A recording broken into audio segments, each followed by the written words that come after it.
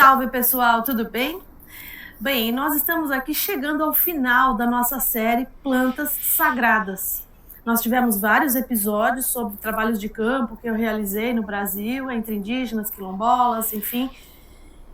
E agora eu venho aqui trazer alguns conhecimentos científicos que são publicados num livro que é do meu coração, que é esse livro, né? Na verdade, essa é uma enciclopédia das plantas psicoativas, né? A etnofarmacologia e as suas aplicações, do autor Christian Hatch, né? Então, olha o tamanho da encrenca, né? Então, essa aqui é a minha Bíblia, é o meu livro de cabeceira. Eu quase praticamente durmo abraçada com ele, tamanha a importância desse livro para mim e para muitas pessoas. Ele deveria ser utilizado no estudo, no desenvolvimento, na busca de novos potenciais bioativos para a psiquiatria. Por quê? Porque ele tem dezenas de monografias sobre plantas e fungos que são utilizadas em rituais por povos do mundo inteiro, né? Então, da mesma forma como eu apresentei aqui algumas coisas do meu trabalho de campo, aqui tem coisas do trabalho de campo de muita gente do mundo inteiro, né? Então, são plantas que deprimem, estimulam e também alteram, né, a atividade da mente. Então, esse livro ele é muito legal, ele é muito bonito. Só que ele foi publicado no passado, onde a cannabis ainda era considerada como 3 espécies: cannabis sativa, cannabis índica e cannabis ruderalis. E ele assim o faz. São 3 monografias para cannabis. Hoje a gente sabe que é só cannabis sativa, pela biologia molecular. E lá, o que eu quero trazer hoje para vocês? Lá na página, né? Essa aqui é uma edição em inglês, só tinha em alemão. Aí, recentemente, há uns 20 anos, eles publicaram em inglês, que aí eu comprei, lógico. Então, ó, na página 141 tem uma lista de plantas, não sei se dá para vocês verem, né, utilizadas no mundo inteiro na forma de cigarro. São diversas plantas, diversas partes, então eu vou relatar uma por uma aqui. Utilizadas, né, então, fumadas no lugar da cannabis sativa, com a finalidade de ter o mesmo efeito dessa planta. Qual é o efeito? As pessoas acham que a pessoa que fuma cannabis sativa fica louca, vê elefante na parede. Nem sempre, né? Existem diferentes vantagens, digamos assim, ou propriedades, ou necessidades, ou efeitos farmacológicos quando se fuma a cannabis sativa, né? Se ela for uma planta rica em CBD, a pessoa vai ficar calma, vai dar sono. Então, eu estou trazendo um pouco também para a gente desconstruir um pouco do preconceito.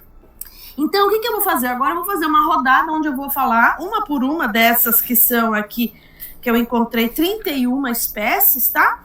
Então, vamos lá, né? Então, a primeira delas é a Eucórnia floribunda. Ela é conhecida na África como niando, e a sua raiz que é utilizada sempre quando eu falar isso na forma de cigarro, né? A segunda é Argemone mexicana. Então, lá no México, né, ela é conhecida como papoula espinhosa, e aqui no Brasil ela é conhecida como cardo santo, e são as folhas que são utilizadas, né? Uma terceira planta é Artemisia ludoviciana, subespécie mexicana. Ela é conhecida no México como estafiate, e aqui no Brasil como sálvia branca, e é a planta inteira que é utilizada lá no México.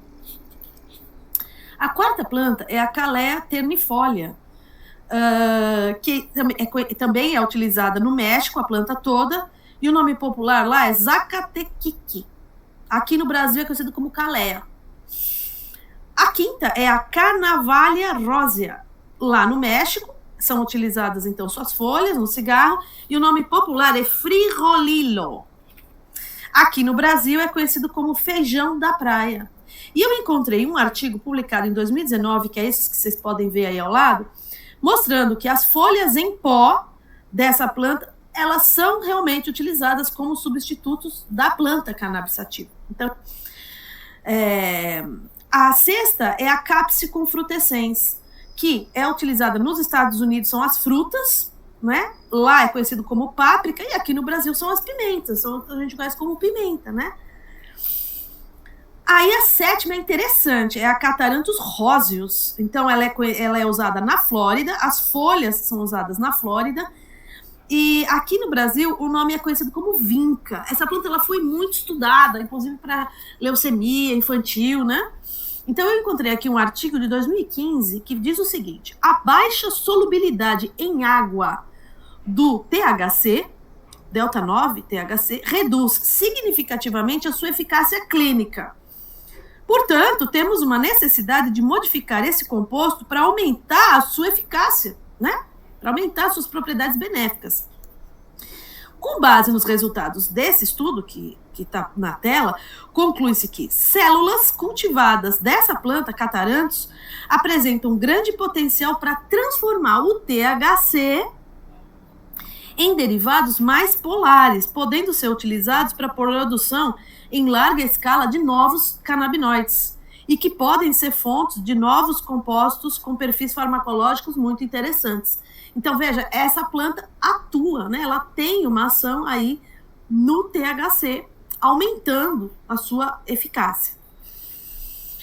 A oitava planta é a Cecropia obtusifolia. Ela também é utilizada no México, são suas folhas que são preparadas do cigarro, e o nome lá é chancarro. No Brasil, ela é conhecida como imbaúba, né? É a árvore do bicho preguiça, que ele gosta de comer, né? Hipotensora, né? Para o ser humano.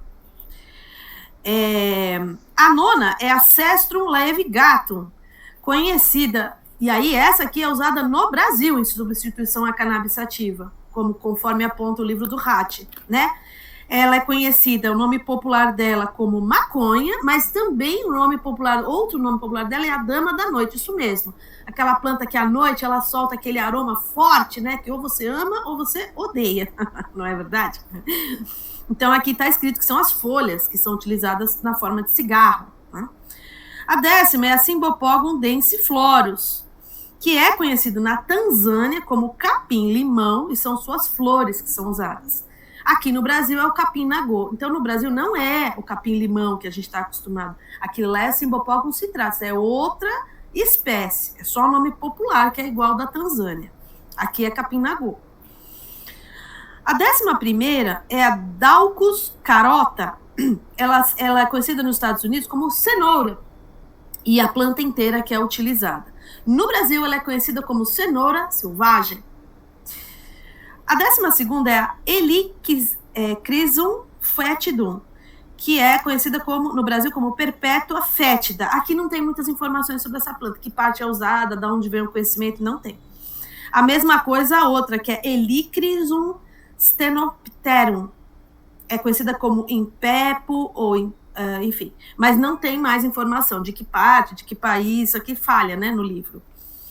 A 14ª é a Hydrangea arborescens. Ela é conhecida nos Estados Unidos como hidrângea, no Brasil como hortênsia lisa, e lá nos Estados Unidos o cigarro é feito com as folhas. A 15ª é a Lactuca sativa, isso mesmo, a alface, né? Então, nos Estados Unidos, as suas folhas são utilizadas para o cigarro. E a 16ª é a Lactuca serriola, é prima, né? Lactuca também, do alface. E é por isso que ela é conhecida lá nos Estados Unidos como alface selvagem. E é o sumo da planta que é utilizado. Aqui não fica muito claro como é que o sumo da planta pode ser utilizado na forma de cigarro, né? No Brasil, ela é conhecida como alface espinhosa. A 17ª, aqui temos algo já interessante da literatura científica. Essa 17ª é a Leonotis leonurus.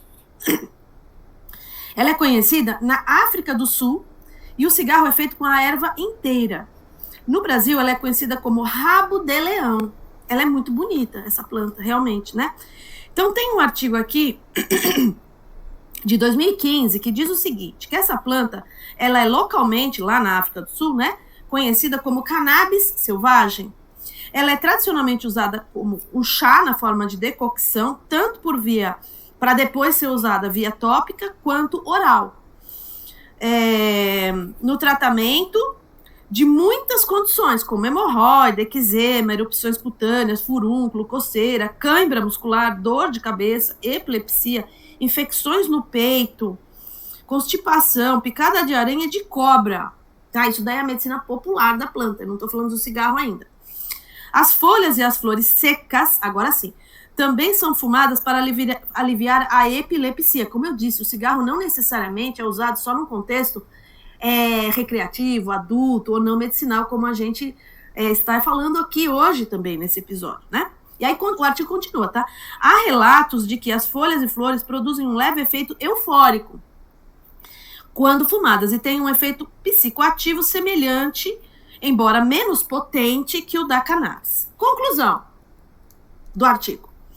Pesquisas comprovam os efeitos psicoativos do extrato bruto de Leonotis leonorus, mas ainda é necessária a confirmação da presença de compostos psicoativos, bem como seu isolamento e caracterização, ou seja, precisamos estudar. Então, tudo isso que eu estou falando aqui, gente, não é para você chegar agora e falar, vou comprar aqui a planta, vou achar a planta, vou começar a fumar. Não é para isso esse episódio. Não, esse episódio é para mostrar que existem outras plantas pelo mundo que vêm sendo utilizadas em substituição à cannabis, na forma também de cigarro, e que essas plantas deveriam ser investigadas porque provavelmente devem ter uma ação no nosso sistema endocannabinoide. Isso nos importa muito. Para quê? Para o nosso uso medicinal, que aqui é o nosso canal, é sobre isso, né? Só recapitulando aqui, tá? Vamos continuar. 18ª é a Leonurus sibiricus. É uma planta do México, e olha que bonitinho o nome dela, marihuanillo, né? É uma erva também que é usada no cigarro, a erva inteira. No Brasil, ela é conhecida como rubim. E temos um estudo aqui de 2010, que eu estou mostrando aqui do lado, dizendo que, de fato, essa planta tem propriedades psicoativas e que também podem alterar a percepção, tanto quanto a cannabis sativa. A 19ª é a Mesembryanthemum tortuosum. Ela a parte usada é a raiz, ou então a planta toda, na África do Sul, aonde ela se chama também cana ou chana. A 20ª é uma musa paradisíaca, é a banana, né? Que ocorre no mundo inteiro. E o que se usa como cigarro é a parte interna da sua casca. Não é bem casca, né, gente? Todo mundo sabe que a banana é uma erva, acho que é uma das maiores ervas que tem em tamanho. Então é mais ou menos ali aquela parte verde que fica dentro, assim, né? Entre a parte mais interna e a mais externa. Deve ser isso, né? Tá escrito aqui casca, mas não é casca. A 21ª é a Myristica fragrans. Essa é fácil, né? Essa daí é a noz moscada. Então, na Europa e nos Estados Unidos, são as suas sementes que são utilizadas para fazer o cigarro. E esse artigo de 2016, olha que interessante, ele diz o seguinte: relatos de uso de noz moscada como um substituto barato da maconha, né? O estudo fornece a primeira evidência, isso é muito legal, de que a noz moscada interage com o sistema endocannabinoide por meio de inibição das enzimas catabolizadoras, ou seja, que degradam os endocannabinoides. Ou seja, aumentando então os endocannabinoides no nosso sistema. Esse mecanismo fornece insights sobre a ação semelhante à da própria planta cannabis, além de ampliar a potencial utilidade terapêutica da noz moscada. E também mostrando que essa planta é assim, né? Onde tem fogo, onde tem fumaça, tem fogo, né? Então, isso que eu tô querendo falar. Essas 31 plantas aqui, algumas já sabe-se que agem e como agem no sistema endocannabinoide e outras ainda não. Precisamos estudar, né? Quem? Os farmacólogos, os químicos de produtos naturais, né? A etnofarmacologia que ela faz? Ela levanta a bola, como no jogo de vôlei. A gente levanta e alguém tem que ir lá e bater, né? Mas todo mundo é importante, né? Vamos lá, gente. Aí, a 22ª é a Nepeta catarrha. Essa também é muito conhecida, gente. É o catnip, né? Ela é cosmopolita, ocorre em todos os países, praticamente. E se chama erva gateira. Por quê? Porque os gatos se esbaldam, né? Eles falam até que é o LSD dos gatos, né? Não encontrei nenhum estudo relacionado com o sistema endocannabinoide para ela. A 23ª é a Petroselinum crispum. As flores dela são utilizadas na Europa e nos Estados Unidos. Agora, olha isso. Que planta é essa? É a salsinha. Sim, a salsinha que a gente usa para fazer tempero. Então, será que a salsinha age no nosso sistema endocannabinoide? Não sei, não tem estudo. 24ª, Pilosella officinarum. A erva é utilizada na Dinamarca. A erva toda, tá? Aí temos como a 25ª Piper auritum, que é conhecida como pimenta dourada em Belize, são as folhas utilizadas no cigarro, e no Brasil é conhecida como pimenta mexicana. A 26ª é Rhydolfia segetum, é conhecida como aneto nos Estados Unidos, dill, é a erva inteira que é usada como cigarro, e aqui no Brasil é o funcho falso, né? Falso funcho. 27ª é a Cida acuta, lá no México a erva inteira é usada no cigarro, em Belize também, e ela é conhecida lá como malva amarilla, ou seja, malva amarela, né? E aqui no Brasil ela é conhecida como guaxuma. A 28ª é prima, né? É a Cida rombifolia, também do México, também é erva inteira usada no cigarro, é a escobilha. É também conhecida no Brasil como guanchuma. 29ª é a turneira difusa, é conhecida como damiana, é no mundo inteiro, é aqui no Brasil também, damiana. Não, aqui também é a planta toda que é usada no cigarro. 30ª é do Brasil, a 30ª e a 31ª, elas são conhecidas no Brasil, como usadas pelos povos do Brasil como substituta da cannabis sativa. Então, uma é a Zornia latifolia, ela é conhecida no Brasil como Zornia ou como maconha brava, e são as folhas utilizadas no cigarro. Então tem aqui um artigo 2020 muito interessante que diz o seguinte: é uma planta comercializada como substituta da maconha, sob o nome de maconha brava, fala no artigo, né? Foi estudada uma fração da parte aérea da planta e os efeitos inibitórios observados por ela foram comparáveis aos observados com o haxixe com alto teor de THC, possivelmente explicando as propriedades psicoativas da planta. Dados indicam que essa planta atualmente é comercializada como um produto fitoterápico livre, pela internet, inclusive. Se você colocar na internet, é um absurdo, você vê lá a plantinha para ser comercializada, né? Então a gente deveria ter um cuidado, deveria ter um controle, porque a gente não sabe, não foi estudado, a gente não sabe o que essa planta pode fazer nas pessoas. Então, se você encontrar na internet qualquer substância que promete coisas, altera a percepção, foge para o outro lado, gente, porque isso é muito perigoso. A gente já falou sobre isso aqui, é arriscado. A gente não sabe. Essas plantas não foram estudadas e, para além disso, a gente não sabe o que está sendo comercializado na internet, né? Então tem que tomar muito cuidado. Não compra, não consome. E a última é a irmã dessa outra, que é a Zornia dífila, né? A 31ª. Também usada no Brasil, suas folhas como cigarro, e o nome popular é maconha brava. Então, espero que vocês tenham gostado. A gente chega ao fim agora da nossa série Plantas Sagradas, e a partir de semana que vem, de fato, a gente vai começar a entrar, inclusive, com uma série sobre eventos adversos, né? Então, reações adversas, interações medicamentosas que a cannabis sativa, do ponto de vista medicinal, né, pode também trazer para pacientes. Então, fique com a gente, porque aí vem muito mais aí. Até lá!